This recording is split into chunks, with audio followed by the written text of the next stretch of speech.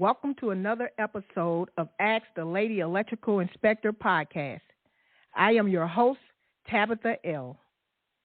This evening, I would like to discuss the electrical requirements for installing motorized pergolas and motorized gazebos. I received some questions regarding the topic that I would like to discuss tonight. So I'll start with the first question. What is a gazebo? A gazebo is a freestanding structure that consists of columns supporting an enclosed roofing system, which offers full protection from the outdoor elements. The sides of the gazebo are fully open, allowing plenty of airflow. The next question, what is a pergola? There are two types maybe that are being used that I've seen. You can use a pergola in a residential setting as well. So a pergola in a residential setting would be an outdoor structural area that some families add to their backyards to have family gatherings and family functions. Pergolas are used to provide shade to outdoor living spaces. Example of some of those living spaces would be around your patio furniture, if you had a hot tub outside, or outdoor grilling area. For commercial use, a pergola would be used in restaurants. Some restaurants offer patrons outdoor dining. The structure that you're sitting under at a restaurant would most likely be a pergola. As I stated, in both examples, the basic function for both is to provide shade to outdoor living spaces or areas.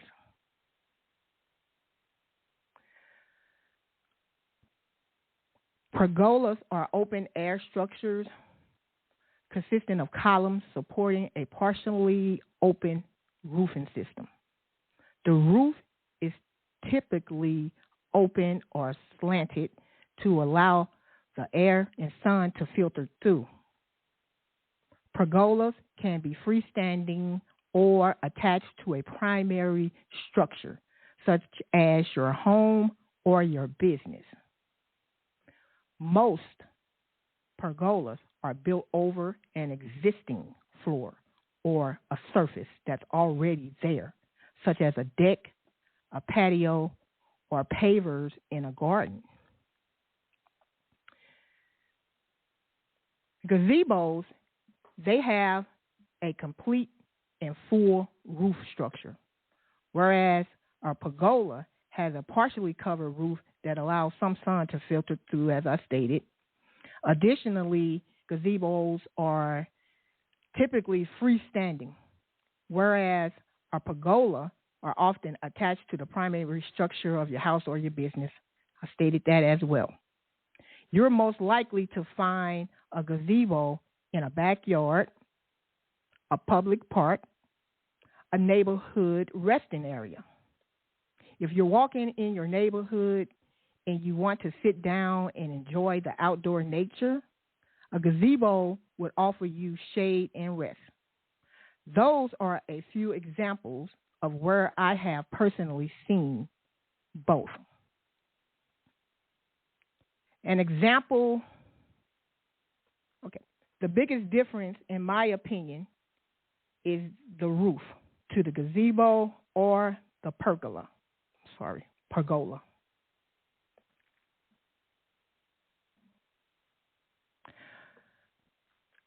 A gazebo or a pergola, it could be made out of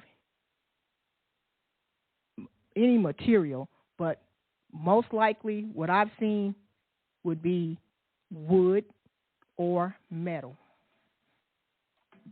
So I would like to touch a little bit on, I gave you an example of a pergola for a restaurant setting. So I wanted to give a little bit more information for the commercial setting of the pergola. With a commercial pergola, when those are installed, electrician or the electrical contractor would come on the job site. It's been my experience that when they come on the job site, the pergolas are pre-wired, meaning that when they get there, they already have electrical components installed, pre-wired. They have lighting. Most have receptacles. There are speakers for low voltage. Some have heaters. There's just a lot of different components that you can have in a restaurant commercial setting for your pergola. The reason why I bring this up is because if it comes on a job site and it's pre-wired, that could lead to an unnecessary problem for the electrical contractor. So my suggestion to the electrical contractor, if you're going to take on a job installing a pergola, I would suggest that you get as much information as you can to know what you're going to be getting yourself into, because there are so many different manufacturers and brands. And once it arrives on the job site, prefabbed, pre-wired, now that opens up a whole different game for the electrical contractor. Per National Electrical Code, Article 110.3b states that assembly in a commercial setting, meaning that some nationally recognized testing laboratory would have had to inspect and test for components to make sure they all function together and work together with the material and the equipment that was provided. And if it arrives on the job site without that sticker or that listing, now you must have someone come out and list those components. And that's where it could drive up costs. So I just want to inform the contractors, the electrical contractors that do this type of work, just to protect yourself a little bit and to just ask questions. Just ask, where is it coming from? Like, ask the general contractor, do they have any information? Because you want to look for that before it gets there.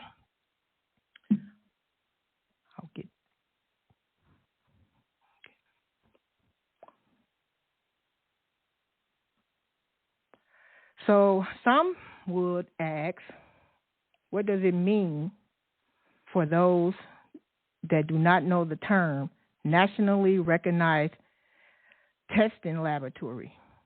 What is the function of the nationally recognized testing laboratory?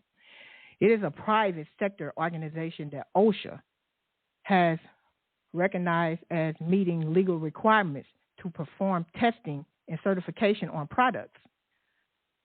That's what I'm stating when I'm saying that someone must test, and they must test these components together to make sure that they just function together as a complete assembly. You just can't throw drivers in, heaters in, without recognizing how they function together and the material that they're made of. We want to make sure that it's safe for the public to be in. That's what a nationally recognized testing laboratory would do for you. They just offer you a level of safety and security, knowing that if you're the contractor, you don't have to go inside, tear that pergola apart and look at what's already wired.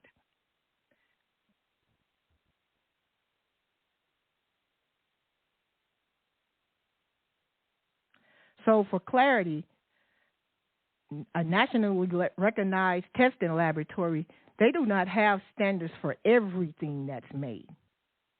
But as an electrical inspector, if I come on your job site and I see that your pergola is pre-wired and it's from a different country, that's going to be a red flag for me. I'll look more into it and start to recognize that some of the components do not meet the United States standards.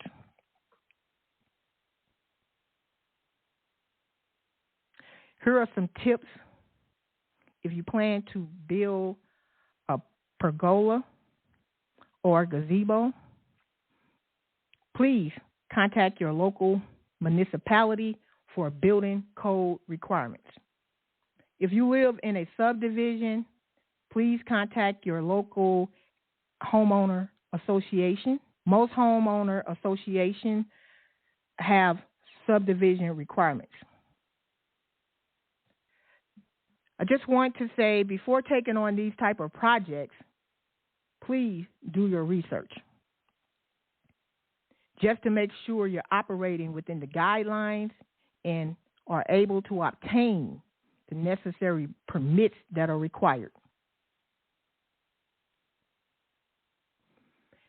Just know that if you're going to add anything structural to your home, a building permit would be required because you're adding on to your home. You would want to have a contractor that could obtain permits and get inspections.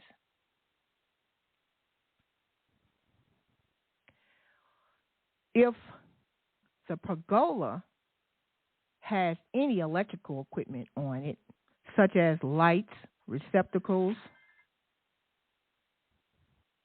heaters, fans. If the pergola has any electrical equipment, such as lights, receptacle, a fireplace, ceiling fans, electrically operated shades, louvers that open and close the roofing, you would need an electrical permit. If you have an outdoor grill, such as a built-in gas grill, a mechanical permit would be required. Here are a few issues that I have ran across when I've done these inspections on both. Any pergola that is not attached to the dwelling or where the main service is located, the National Electrical Code considers this a separate structure and shall only be served by one feeder or electrical power source. Article 225.30. A building or structure that is served by a branch circuit or a feeder on the load side of a service disconnect means shall be supplied by only one feeder or branch circuit, unless it is permitted in Article 225.38. A detached pergola also requires a disconnecting means. Article 225.31. Disconnecting means shall be provided for disconnecting all ungrounded conductors that supply or pass through the building or structure. Article 225.32, location of disconnecting means. What that means is if you have a disconnecting mean, if you have a disconnect outside, if your pergola is attached to your home where it actually touched your home, your house structure, a disconnecting means isn't required. But if the pergola is detached, meaning that no part of the pergola structure touches your home, you would have to have a separate disconnect at that structure. And the location of that disconnect would need to be when you enter the door, when you enter that area of your pergola, we would like for you to have a disconnect readily accessible within 10 feet of entering that structure. This is my opinion of why that requirement is required. My opinion, most homes, your panel is located in your basement. In some newer homes, your panel is located in the garage. If you have a detached structure, if you have an electrical fault at that detached structure and you need to safely disconnect any ungrounded conductors out on that structure, we would like for you to be able to do it there. That's my interpretation of that code. They do not want you to run inside of your home or in your garage to try to disconnect that because the time is of an essence. So we want you to be able to quickly disconnect it and quickly secure what's needed to just turn that power off and shut it off immediately.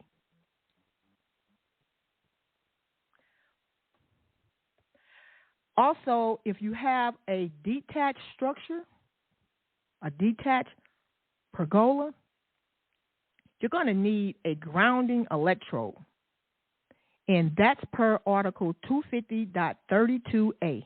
A building or structure supplied by a feeder or branch circuit shall have a grounding electrode conductor installed in accordance to Part 3 of Article 250. In that same code article, 250.32d, the disconnect the means of a separate structure on the same property, where one or more disconnecting means supply one or more additional building of structure or under single management, where the disconnecting means are located remote from the structure. That remote part is what I stated earlier. Remote meaning away, would be the basement or the garage. So a pergola or a gazebo, it could be made out of metal or wood. As an electrical inspector, if I see that your pergola is made out of metal, that raises questions for me. It would be a concern because the metal raceways are enclosure of metal non-carrying parts that serve as an equipment grounding conductor, which are without the use of supplementary equipment. So Article 250.96 states that grounding conductors shall be bonded where necessary to ensure continuity to the capacity to the safe operations, any fault current likely to be imposed on them. Now, for me, just to give you some basic information on a metal structure.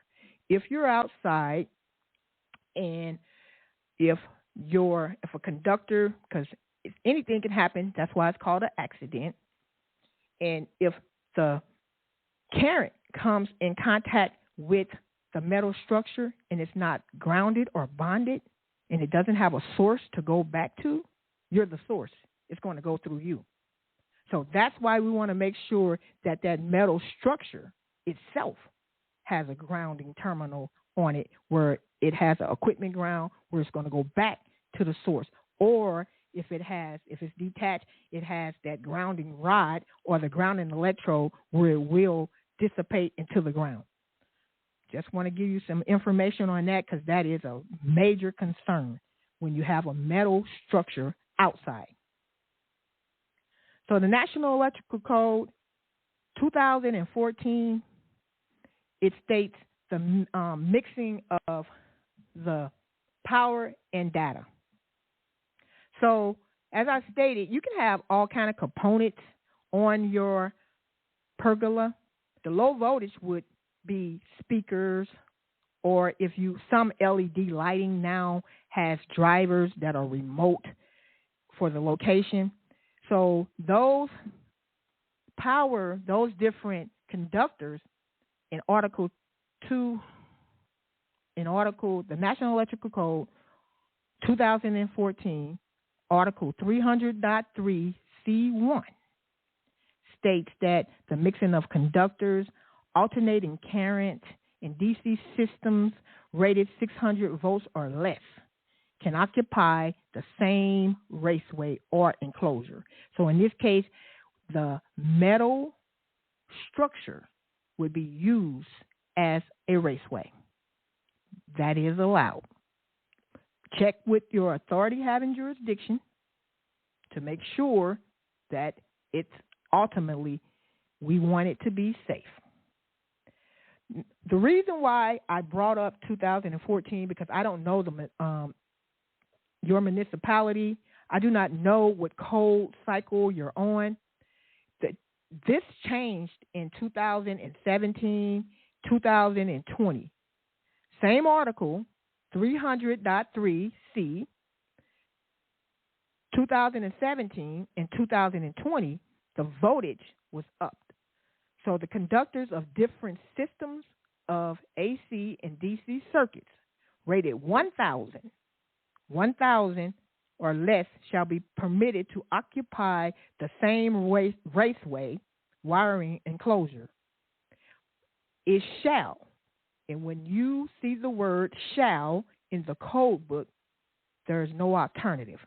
It shall, meaning it must have the same equal rating of the jacket, the installation jacket of that conductor, the outer jacket. It has to have the same voltage rating for both low voltage and power. So in 2014, if you're on 2014, it's 600 volts.